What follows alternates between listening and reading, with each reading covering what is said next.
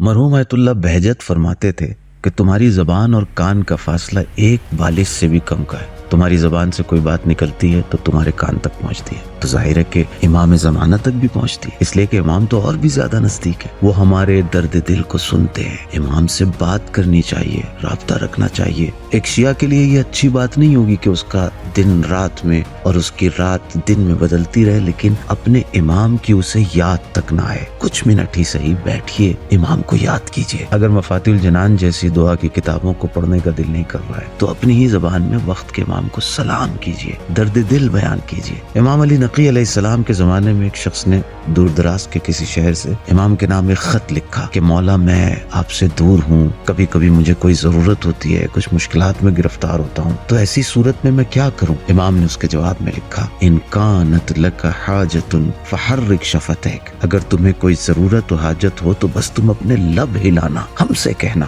ہم تم سے دور نہیں ہیں، ہم تمہاری باتوں کو سنتے ہیں.